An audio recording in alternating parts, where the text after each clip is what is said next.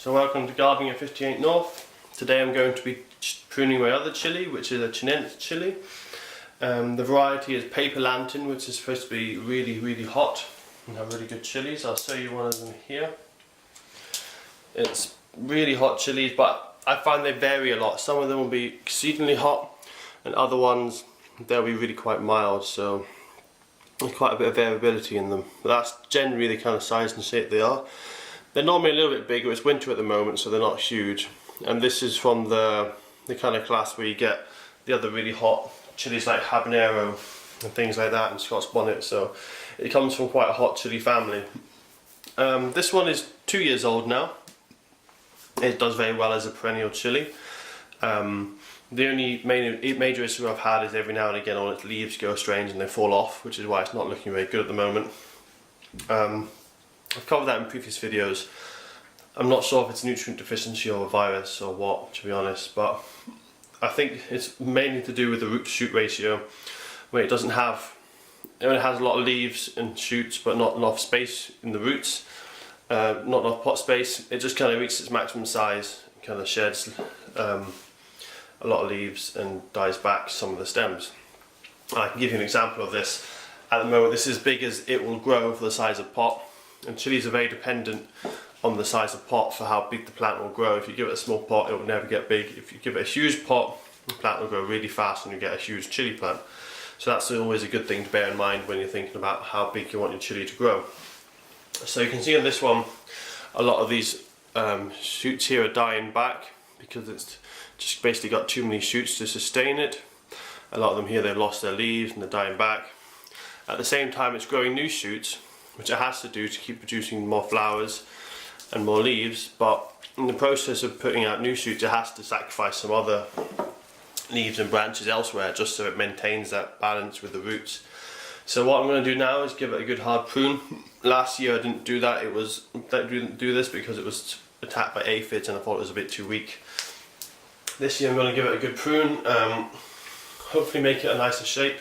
The shape's okay at the moment, but I think it'd be nice if I kind of prune it so it looks a bit more like a small tree instead of just kind of like a straggly bush.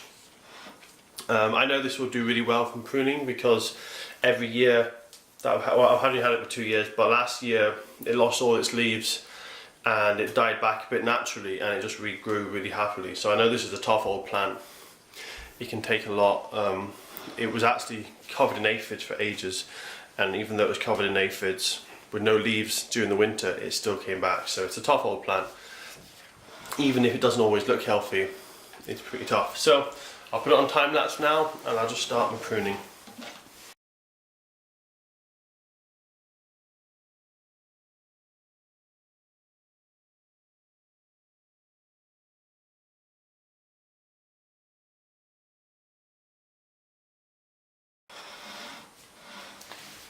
Okay, so that's me done all the pruning.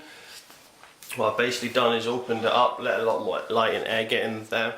I found a lot of the branches, they had lots of side branches, and each stem basically, all the energy was divided between lots of little stems and lots of leaves. So what I'm wanting to have is less stems, so each stem is a lot stronger and will produce larger chilies and better fruit. I've also reduced the load a lot. I reduced the height a little bit, but not a huge amount. And I basically just cut it back to the more main stems. Any stems that were going yellow and dying back, I also took off. So you can see at the moment it really doesn't look very happy. But as it was already losing its leaves, I don't think this is going to be a problem at all. It should put on some nice healthy growth now. It might lose a few more of these leaves. To be honest, it'll probably lose most of these leaves that are here at the moment, because a lot of them are going yellow and this plant often loses all its leaves. But after that it should be quite healthy and good to go. It should put a lot of new buds on in the first, even in a week I should see a lot of new buds starting to sprout all over this.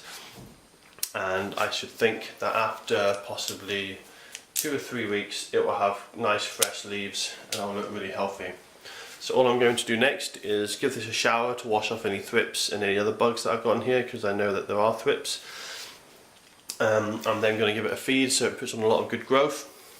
After that I will refresh the compost, so I will do an update video for you on that. I'll just see if I can take it out. You can see there it's got loads of roots. I wouldn't particularly say it's too pot bound, it's a little bit pot bound, but it definitely needs some new compost to refresh it. But I don't want to take any of the old roots off yet because it needs that energy it's got all that energy stored in the roots, will then be transferred into the new growth, into the leaves. And once the leaves are getting healthy and in decent size, then I'll cut half the roots off and put on some new compost. You can see it's been in the pot a long time because the compost has actually been washed away and decomposed, and it's exposing a lot of these roots. So I could do with either topping up this compost or just maybe trimming a little bit of these roots.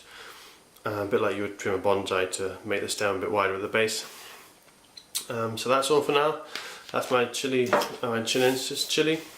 And as I said, I'll give you guys an update when it starts sprouting nicely.